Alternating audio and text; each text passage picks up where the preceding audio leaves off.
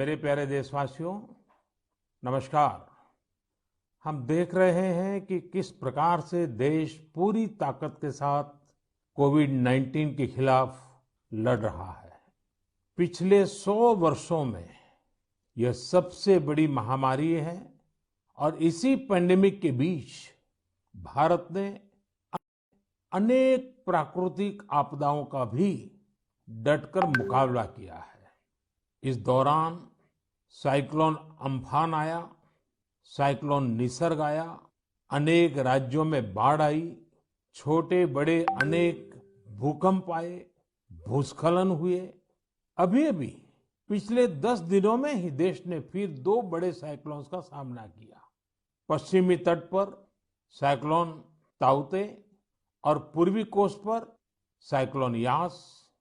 इन दोनों चक्रवातों ने कई राज्यों को प्रभावित किया है। देश और देश की जनता इनसे पूरी ताकत से लड़ी और कम से कम जानहानि सुनिश्चित की। हम अब ये अनुभव करते हैं कि पहले के वर्षों की तुलना में ज्यादा से ज्यादा लोगों की जान बचा पा रहे हैं। विपदा के इस कठिन और असाधारण परिस्थिति में साइक्लोन से प्रभावित हुए सभी राज्यों के लोगों ने जिस प्रकार से साहस का परिचय दिया है, इस संकट की घड़ी में बड़े धैर्य के साथ, अनुशासन के साथ मुकाबला किया है, मैं आदरपूर्वक, हृदयपूर्वक सभी नागरिकों की सराहना करना चाहता हूं। जिन लोगों ने आगे बढ़कर राहत और बचाव के कार्य में हिस्सा लिया, ऐसे सभी लोगों की जितनी सराहना करें उतनी कम है। मैं उन सबको सैल्यूट करता हूं।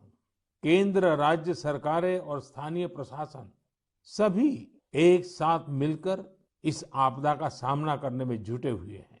मैं उन सभी लोगों के प्रति अपनी संवेदना व्यक्त करता हूं जिन्होंने अपने करीबियों को खोया है। हम सभी इस मुश्किल घड़ी में उन लोगों के साथ मजबूती से खड़े हैं जिन्होंने इस आपदा का नुकसान झेला है।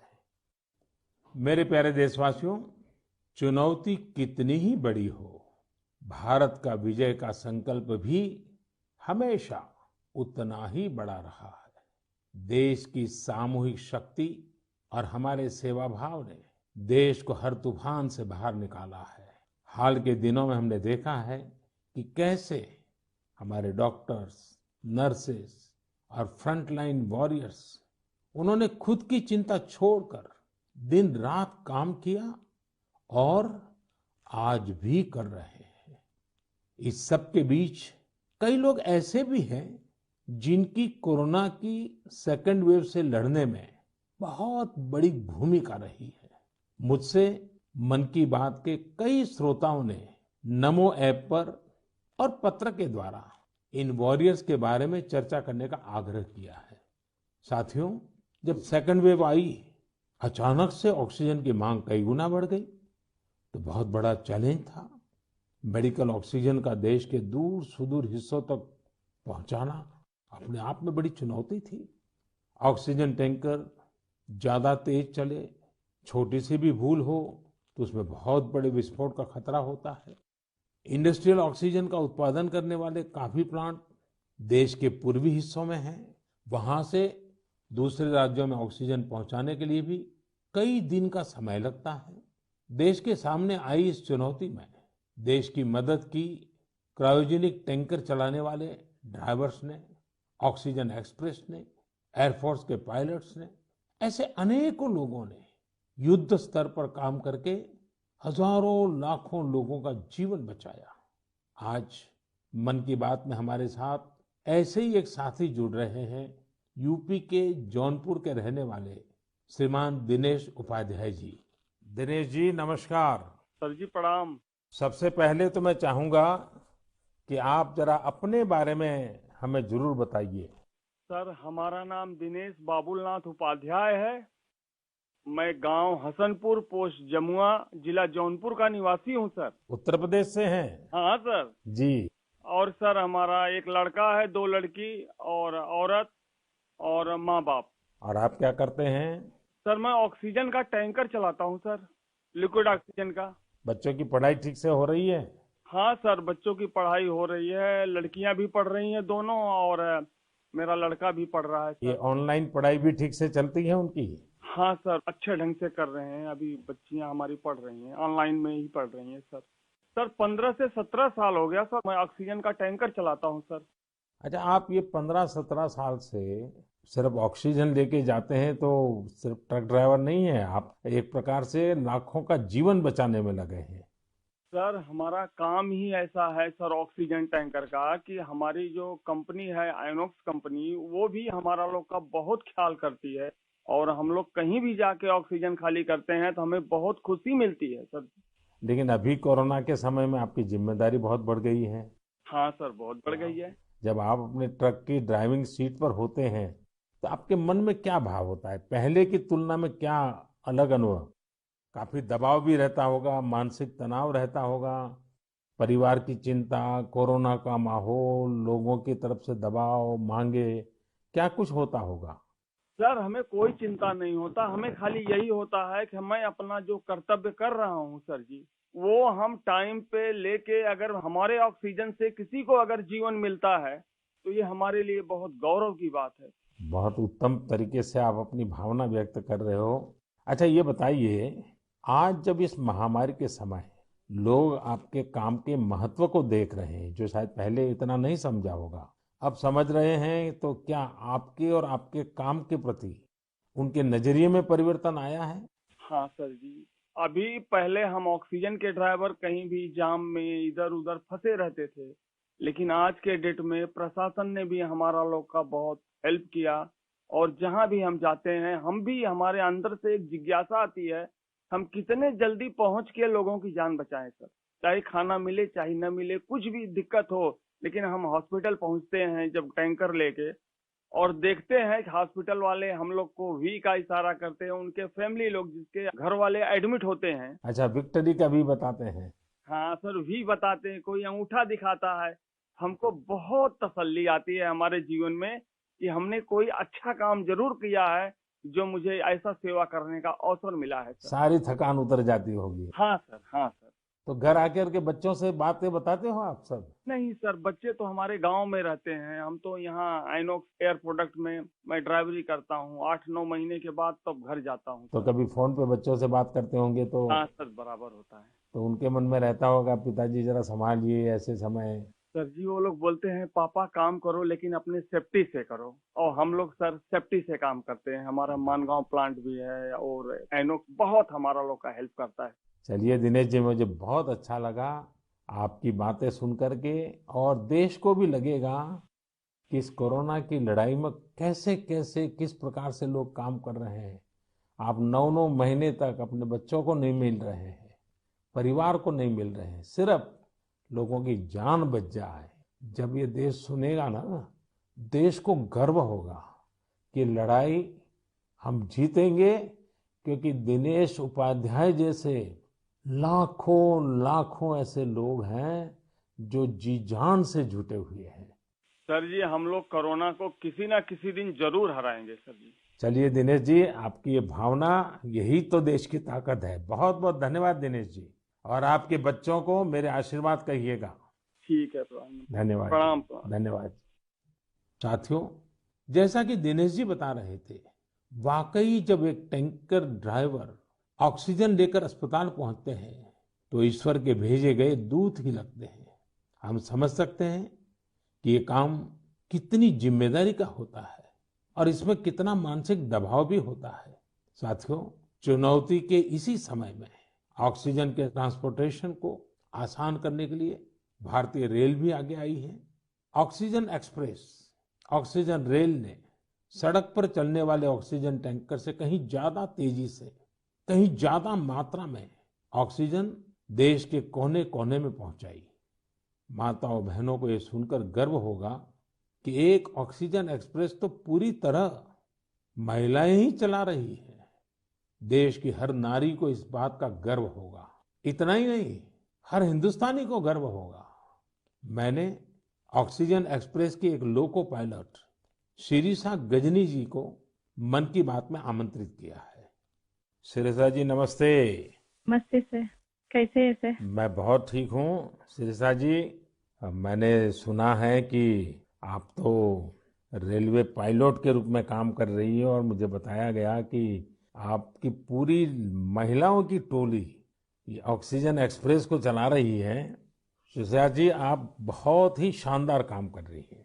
कोरोना काल में आपकी तरह अनेक महिलाओं ने आगे आकर कोरोना से लड़ने में देश को ताकत दी है। आप भी नारी शक्ति का एक बहुत बड़ा उदाहरण है। लेकिन देश जानना चाहेगा, मैं जानना चाहता हूँ कि आपको ये मोटिवेशन कहाँ से मिलता है? सर मुझको मोटिवेशन मेरा फादर मदर भी है सर। मेरा फादर गवर्नमेंट एम्प्लॉय है sir. Actually I am having 2 elder sisters.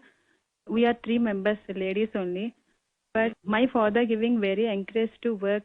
My first sister doing government job in bank work, and I am settled in railway. My parents only encouraging me. अच्छा शिरिषा जी, आपने सामान्य दिनों में भी railway को अपनी सेवाएं दी हैं, ट्रेन को स्वाभाविक चला है। लेकिन जब ये एक तरफ ऑक्सीजन की इतनी मांग और जब आप ऑक्सीजन को लेके जा रही है तो थोड़ा जिम्मेदारी भरा काम होगा, थोड़ी और जिम्मेवारी होगी। सामान्य गुड्स को ले जाना अलग बात है, ऑक्सीजन तो बहुत ही डेलिकेट भी होती है चीजें। तो क्या अनुभव आता था? मैं हैप्पीली फील किया ये काम करने के लिए। ऑक्सीजन स्पेशल देने के टाइम में सभी देखिए सेफ्टी का wise, formation wise any leakage है। नेक्स्ट इंडियन रेलवे भी सपोर्टिव है सर। ये ऑक्सीजन चलाने के लिए मुझको ग्रीन पाथ दिया ये गाड़ी चलाने के लिए। 125 किलोमीटर 1.5 आवर में रीच हो गया। इतना रेलवे भी रेस्पॉन्सिबिलिटी ले लिया, मैं भी रेस्पॉन्सिबिलिटी है सर। वाह! चलिए शिरसा जी, मैं आपको बहुत बधाई देता हूँ और आपके पिताजी माताजी को विशेष रूप से प्रणाम करता हूँ, जिन्होंने तीनों बेटियों को इतनी प्रेरणा दी और उनको इतना आगे बढ़ाया और इस प्रकार का हौसला दिया है। और मैं समझता हूँ ऐसे माँ बाप को भी प्रणाम और आप सभी बहनों को भी प्रणाम, जिन्होंने इस प्रकार से देश की सेवा भी की और जज्बा भी दिखाया है। बहुत बहुत धन्यवाद शिरसा जी। धन्यवाद सर, थैंक यू सर। आपका ब्लेसिंग्स चाहिए सर बस मुझको। परमात्मा का आशीर्वाद आप पर बना रहे, आपके माता पिता का आशीर्वाद बना रहे। धन्यवाद जी। धन्यवाद सर। साथियों, हमने अभी शिरिषा जी की बात सुनी। उनके अनुभव प्रेरणा भी देते हैं, भावुक भी करते हैं। वास्तव में ये लड़ाई इतनी बड़ी है कि इसमें रेलवे की ही तरह हमारा देश जल, थल, नभ तीनों मार्गों से काम कर रहा है। एक और खाली टैंकर्स को एयरफोर्स के विमानों द्वारा ऑक्सीजन प्लांट तक पहुंचाने का काम हो रहा है। दूसरी ओर नए ऑक्सीजन प्लांट बनाने का काम भी पूरा किया जा रहा है। साथ ही विदेशों से ऑक्सीजन, ऑक्सीजन कंसंट्रेटर्स और क्रायोजेनिक टैंकर्स भी देश में लाए जा रहे हैं।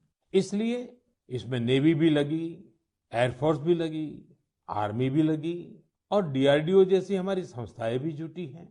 हमारे कितने ही वैज्ञानिक, इंडस्ट्री के एक्सपर्ट्स और टेक्नीशियन भी युद्ध स्तर पर काम कर रहे हैं।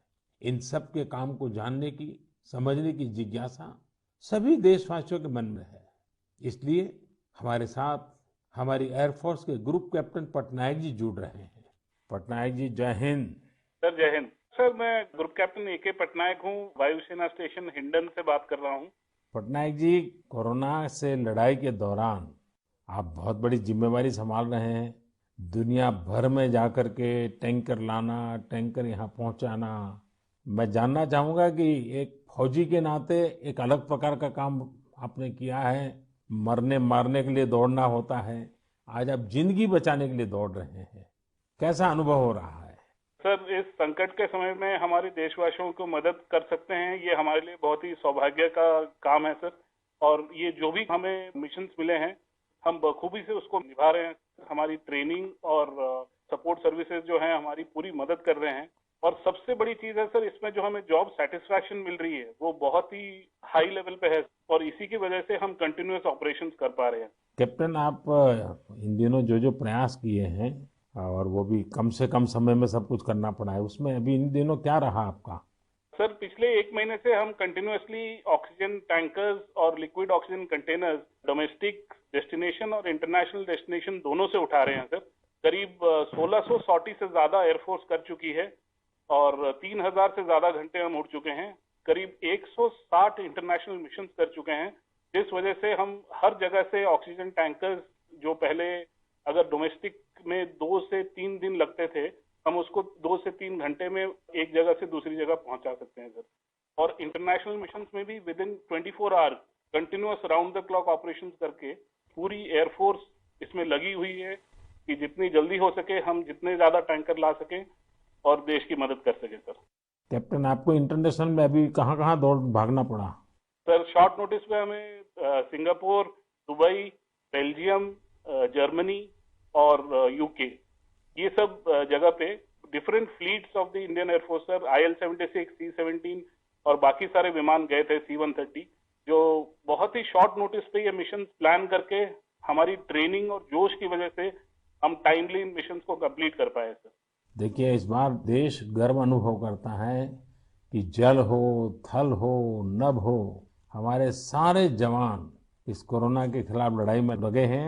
और कैप्टन, आपने भी बहुत बड़ी जिम्मेवारी निभाई है, तो मैं आपको भी बहुत बधाई देता हूँ। Sir thank you so much sir. हम अपनी पूरी कोशिश में जी जान के साथ लगे हुए हैं और मेरी बेटी भी मेरे साथ है सर, अदिति। अरे वाह! नमस्ते मोदी जी। नमस्ते बेटी, नमस्ते। अदिति, आप कितने साल की हैं? मैं 12 साल की हूँ और मैं क्लास 8 में पढ़ती हूँ। तो ये पिताजी बाहर जाते हैं, यूनिफॉर्म में रहते हैं। हाँ, तो उनके लिए मुझे बहुत प्राउड लगता है, बहुत गर्व महसूस होता है कि वो इतना सब महत्वपूर्ण काम कर रहे हैं। जो सारे कोरोना पीड़ित लोग हैं उनकी मदद इतनी ज्यादा कर रहे हैं और इतने सारे देशों से ऑक्सीजन टैंकर्स ला रहे हैं, कंटेनर्स ला रहे हैं। लेकिन बेटी तो पापा को बहुत मिस करती है ना? हाँ, मैं बहुत मिस करती हूँ उन्हें। वो आजकल ज्यादा घर पे रह भी नहीं पा रहे हैं क्योंकि इतने सारे इंटरनेशनल फ्लाइट्स में जा रहे हैं और कंटेनर्स और टैंकर्स उनके प्रोडक्शन प्लांट्स तक पहुंचा रहे हैं ताकि जो कोरोना पीड़ित लोग हैं उनको टाइमली ऑक्सीजन मिल सके और उनकी जान बच सके। तो बेटा, ये जो ऑक्सीजन के कारण लोगों की जान बचाने वाला काम तो अब घर घर में लोगों को पता चला है। जब तुम्हारे फ्रेंड सर्कल, तुम्हारे साथी स्टूडेंट जानते होंगे कि तुम्हारे पिताजी ऑक्सीजन की सेवा में लगे हैं, तो तुम्हारे प्रति भी बड़े आदर से देखते होंगे वो लोग। हाँ, मेरे सारे फ्रेंड्स भी बोलते हैं कि तुम्हारे पापा इतना ज्यादा इम्पोर्टेंट काम कर रहे हैं और तुम्हें भी बहुत प्राउड लगता होगा। और तब मुझे इतना ज्यादा गर्व अनुभव होता है। और मेरी जो सारी फैमिली है, मेरे नाना नानी, दादी, सब लोग भी मेरे पापा के लिए बहुत प्राउड है। मेरी मम्मी, और वो लोग भी डॉक्टर्स हैं, वो लोग भी दिन रात काम कर रहे हैं। और सारी आर्म फोर्सेस, मेरे पापा के सारे स्क्वाड्रन के अंकल्स और सारी जो फोर्सेस हैं, सब लोग, सारी सेना बहुत काम कर रही है। और मुझे यकीन है कि सबकी कोशिशों के साथ हम लोग कोरोना से ये लड़ाई जरूर जीतेंगे।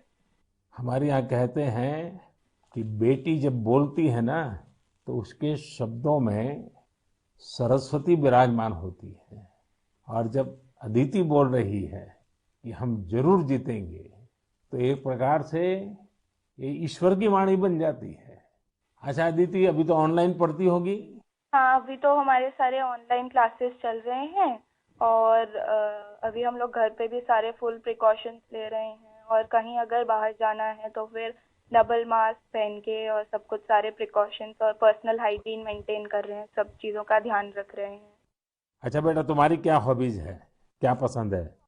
मेरी हॉबीज हैं कि मैं स्विमिंग और बास्केटबॉल करती हूँ, पर अभी तो वो थोड़ा बंद हो गया है। और इस लॉकडाउन और कोरोना वायरस के दौरान मैंने बेकिंग और कुकिंग का बहुत ज़्यादा मुझे शौक है। और मैं अभी सारे बेकिंग और कुकिंग करके, जब पापा इतना सारा काम करके आते हैं तो मैं उनके लिए कुकीज़ और केक बनाती हूँ। वाह वाह वाह! चलिए बेटा, बहुत दिनों के बाद तुम्हें पापा के साथ समय बिताने का मौका मिला है, बहुत अच्छा लगा। और कैप्टन, आपको भी मैं बहुत बधाई देता हूँ। लेकिन जब मैं कैप्टन को बधाई देता हूँ, मतलब सिर्फ आपको ही नहीं, सारे हमारे फोर्सेस, जल थल नभ, जिस प्रकार से जुटे हुए हैं, मैं सबको सबको सैल्यूट करता हूँ। धन्यवाद भैया। Thank you sir.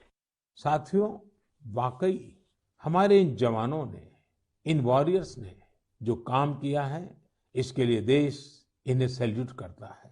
इसी तरह लाखों लोग दिन रात जुटे हुए हैं।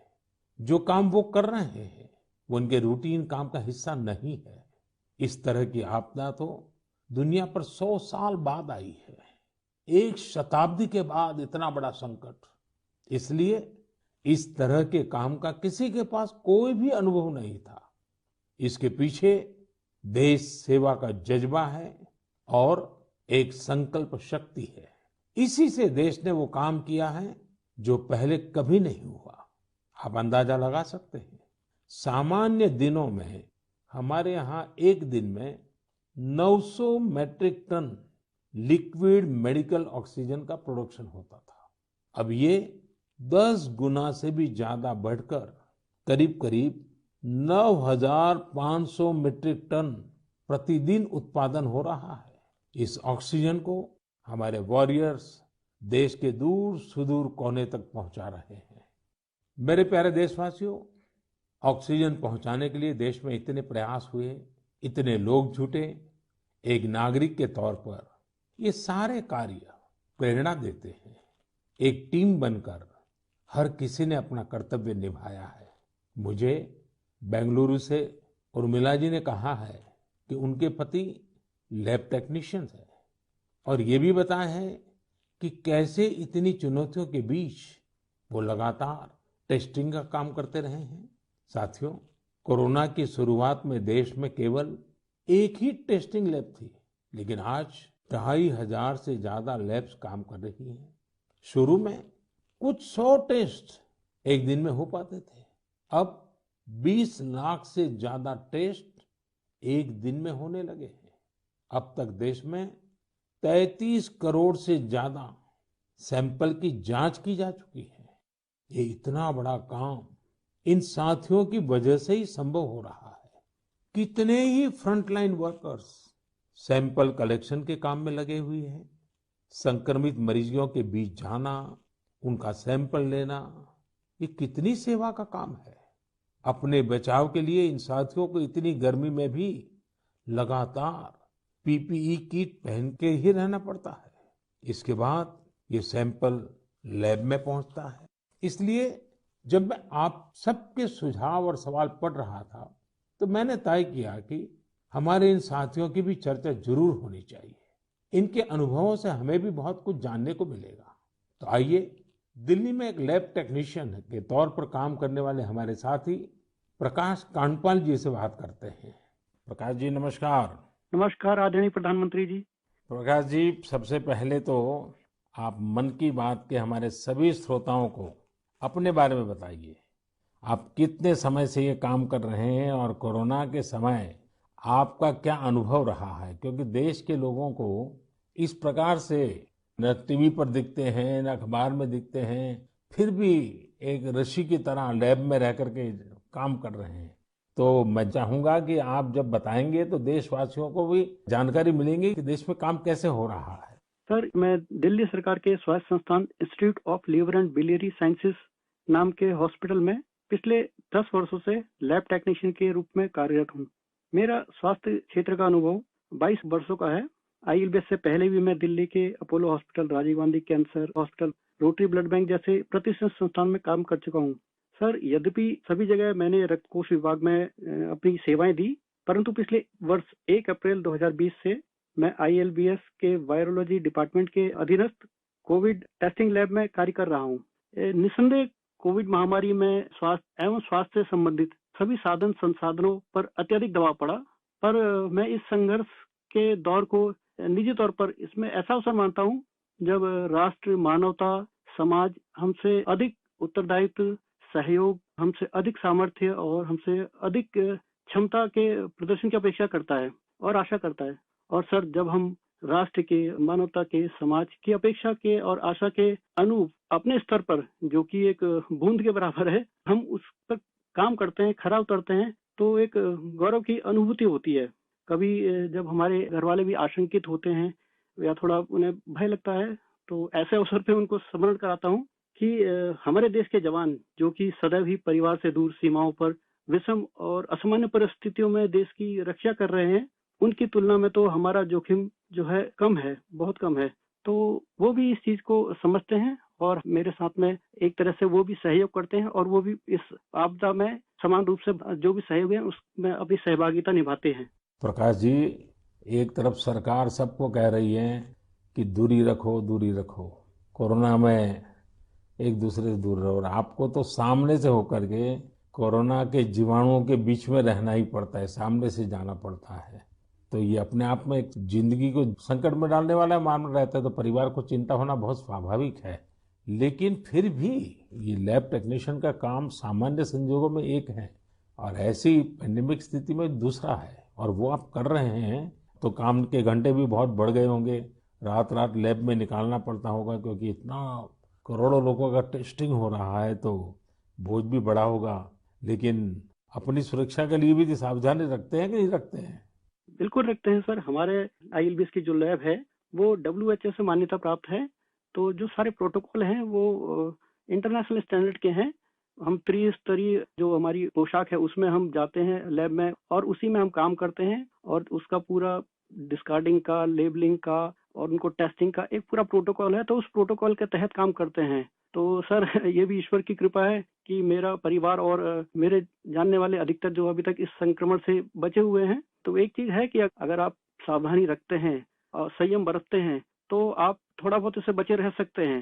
प्रकाश जी, आप जैसे हजारों लोग पिछले 1 साल से लैब में बैठे हैं और इतनी जहमत कर रहे हैं, इतने लोगों को बचाने का काम कर रहे हैं, जो देश आज जान रहा है। लेकिन प्रकाश जी, मैं आपके माध्यम से आपकी बिरादरी के सभी साथियों को हृदयपूर्वक धन्यवाद करता हूं, देशवासियों की तरफ से धन्यवाद करता हूं। और आप स्वस्थ रहिए, आपका परिवार स्वस्थ रहे, मेरी बहुत शुभकामनाएं हैं। धन्यवाद प्रधानमंत्री जी, मैं आपका बहुत बहुत आभारी हूँ कि आपने मुझे अवसर प्रदान किया। धन्यवाद भैया। साथियों, एक प्रकार से बात तो मैंने भाई प्रकाश जी से की है, लेकिन उनकी बातों में हजारों लैब टेक्नीशियंस की सेवा की सुगंध हम तक पहुंच रही है। इन बातों में हजारों लाखों लोगों का सेवा भाव तो दिखता ही है। हम सभी को अपने जिम्मेदारी का भी बोध होता है। जितनी मेहनत और लगन से भाई प्रकाश जी जैसे हमारे साथी काम कर रहे हैं, उतनी ही निष्ठा से उनका सहयोग कोरोना को हराने में बहुत मदद करेगा। मेरे प्यारे देशवासियों, अभी हम हमारे कोरोना वॉरियर्स की चर्चा कर रहे थे। पिछले 1.5 सालों में हमने उनका खूब समर्पण और परिश्रम देखा है, लेकिन इस लड़ाई में बहुत बड़ी भूमिका देश के कई क्षेत्रों के अनेक वॉरियर्स की भी है। आप सोचिए, हमारे देश पर इतना बड़ा संकट आया, इसका असर देश की हर एक व्यवस्था पर पड़ा। कृषि व्यवस्था ने खुद को इस हमले से काफी हद तक सुरक्षित रखा। सुरक्षित ही नहीं रखा, बल्कि प्रगति भी की, आगे भी बढ़ी। क्या आपको पता है कि इस महामारी में भी हमारे किसानों ने रिकॉर्ड उत्पादन किया है? किसानों ने रिकॉर्ड उत्पादन किया तो इस बार देश ने रिकॉर्ड फसल खरीदी भी की। इस बार कई जगहों पर तो सरसों के लिए किसानों को एमएसपी से भी ज्यादा भाव मिला है। रिकॉर्ड खाद्यान्न उत्पादन की वजह से ही हमारा देश हर देशवासी को संबल प्रदान कर पा रहा है। आज इस संकट काल में 80 करोड़ गरीबों को मुफ्त राशन उपलब्ध कराया जा रहा है, ताकि गरीब के घर में भी कभी ऐसा दिन न आए जब चूल्हा न जले। साथियों, आज हमारे देश के किसान कई क्षेत्रों में नई व्यवस्थाओं का लाभ उठाकर कमाल कर रहे हैं। जैसे कि अगरतला के किसानों को ही लीजिए। ये किसान बहुत अच्छे कटहल की पैदावार करते हैं। इनकी मांग देश विदेश में हो सकती है, इसलिए इस बार अगरतला के किसानों के कटहल रेल के जरिए गुवाहाटी तक लाए गए। गुवाहाटी से अब ये कटहल लंदन भेजे जा रहे हैं। ऐसे ही आपने बिहार की शाही लीची का नाम भी सुना होगा। 2018 में सरकार ने शाही लीची को जीआई टैग भी दिया था, ताकि इसकी पहचान मजबूत हो और किसानों को ज्यादा फायदा हो। इस बार बिहार की ये शाही लीची भी हवाई मार्ग से लंदन भेजी गई है। पूरब से पश्चिम, उत्तर से दक्षिण, हमारा देश ऐसे ही अनूठे स्वाद और उत्पादों से भरा पड़ा है।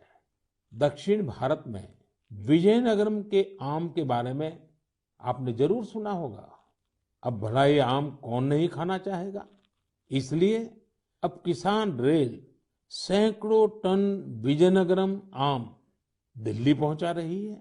दिल्ली और उत्तर भारत के लोगों को विजयनगरम आम खाने को मिलेगा और विजयनगरम के किसानों को अच्छी कमाई होगी। किसान रेल अब तक करीब करीब 2 लाख टन उपज का परिवहन कर चुकी है। अब किसान बहुत कम कीमत पर फल, सब्जियां, अनाज देश के दूसरे सुदूर हिस्सों में भेज पा रहा है।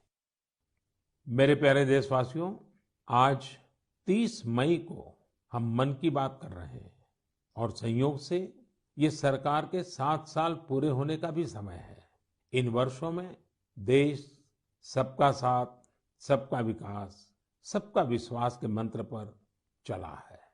देश की सेवा में हर क्षण समर्पित भाव से हम सभी ने काम किया है। मुझे कई साथियों ने पत्र भेजे हैं और कहा है कि मन की बात में 7 साल की हमारी आपकी इस साझी यात्रा पर भी चर्चा करूं। साथियों, इन 7 वर्षों में जो कुछ भी उपलब्धि रही है वो देश की रही है, देशवासियों की रही है। कितने ही राष्ट्रीय गौरव के क्षण हमने इन वर्षों में साथ मिलकर अनुभव किए हैं। जब हम ये देखते हैं कि अब भारत दूसरे देशों की सोच और उनके दबाव में नहीं, अपने संकल्प से चलता है, तो हम सबको गर्व होता है।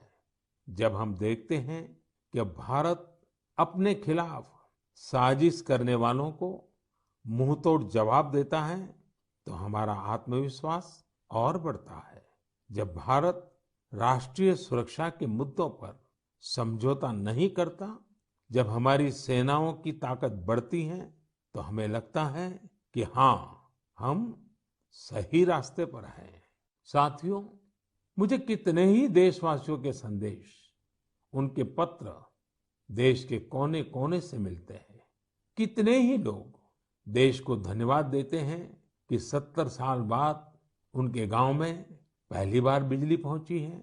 उनके बेटे बेटियां उजाले में, पंखे में बैठ करके पढ़ रहे हैं।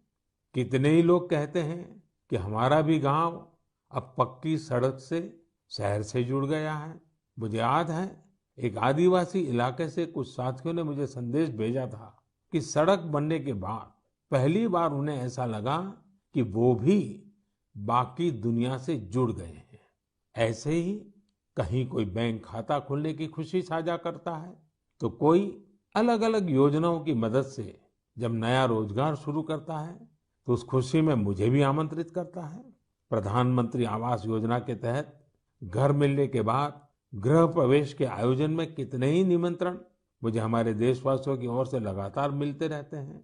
इन 7 सालों में आप सबकी ऐसी करोड़ों खुशियों में मैं शामिल हुआ हूं। अभी कुछ दिन पहले ही मुझे गांव से एक परिवार ने जल जीवन मिशन के तहत घर में लगे पानी के नल की एक फोटो भेजी। उन्होंने इस फोटो का कैप्शन लिखा था, मेरे गांव की जीवन धारा। ऐसे कितने ही परिवार हैं।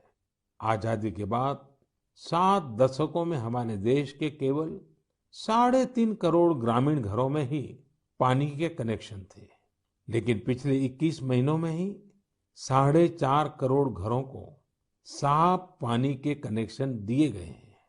इनमें से 15 महीने तो कोरोना काल के ही थे। इसी तरह का एक नया विश्वास देश में आयुष्मान योजना से भी आया है। जब कोई गरीब मुफ्त इलाज से स्वस्थ होकर घर आता है, तो उसे लगता है कि उसे नया जीवन मिला है। उसे भरोसा होता है कि देश उसके साथ है। ऐसे कितने ही परिवारों का आशीर्वचन, करोड़ों माताओं का आशीर्वाद लेकर हमारा देश मजबूती के साथ विकास की ओर अग्रसर है। साथियों, इन 7 सालों में भारत ने डिजिटल लेन देन में दुनिया को नई दिशा दिखाने का काम किया है। आज किसी भी जगह जितनी आसानी से आप चुटकियों में डिजिटल पेमेंट कर देते हैं, वो कोरोना के इस समय में भी बहुत उपयोगी साबित हो रहा है। आज स्वच्छता के प्रति देशवासियों की गंभीरता और सतर्कता बढ़ रही है। हम रिकॉर्ड सैटेलाइट भी प्रक्षेपित कर रहे हैं और रिकॉर्ड सड़कें भी बना रहे हैं। इन 7 वर्षों में ही देश के अनेकों पुराने विवाद भी पूरी शांति और सौहार्द से सुलझाए गए हैं। पूर्वोत्तर से लेकर कश्मीर तक शांति और विकास का एक नया भरोसा जगा है। साथियों, क्या आपने सोचा है ये सब काम जो दशकों में भी नहीं हो सके, इन 7 सालों में कैसे हुए? ये सब इसलिए संभव हुआ क्योंकि इन 7 सालों में हमने सरकार और जनता से ज्यादा एक देश के रूप में काम किया, एक टीम के रूप में काम किया, टीम इंडिया के रूप में काम किया। हर नागरिक ने देश को आगे बढ़ाने में एकाध कदम आगे बढ़ाने का प्रयास किया है। हाँ, जहां सफलताएं होती हैं, वहां परीक्षाएं भी होती हैं। इन 7 सालों में हमने साथ मिलकर ही कई कठिन परीक्षाएं भी दी है और हर बार हम सभी मजबूत होकर निकले हैं। कोरोना महामारी के रूप में इतनी बड़ी परीक्षा तो लगातार चल रही है। ये तो एक ऐसा संकट है जिसने पूरी दुनिया को परेशान किया है। कितने ही लोगों ने अपनों को खोया है। बड़े बड़े देश भी इसकी तबाही से बच नहीं सके हैं। इस वैश्विक महामारी के बीच भारत सेवा और सहयोग के संकल्प के साथ आगे बढ़ रहा है। हमने पहली वेव में भी पूरे हौसले के साथ लड़ाई लड़ी थी। इस बार भी वायरस के खिलाफ चल रही लड़ाई में भारत विजयी होगा। 2 गज की दूरी, मास्क से जुड़े नियम हो या फिर वैक्सीन, हमें ढिलाई नहीं करनी है। यही हमारी जीत का रास्ता है। अगली बार जब हम मन की बात में मिलेंगे तो देशवासियों के कई और प्रेरणादायक उदाहरणों पर बात करेंगे और नए विषयों पर चर्चा करेंगे। आप अपने सुझाव मुझे ऐसे ही भेजते रहिए। आप सभी स्वस्थ रहिए, देश को इसी तरह आगे बढ़ाते रहिए। बहुत बहुत धन्यवाद।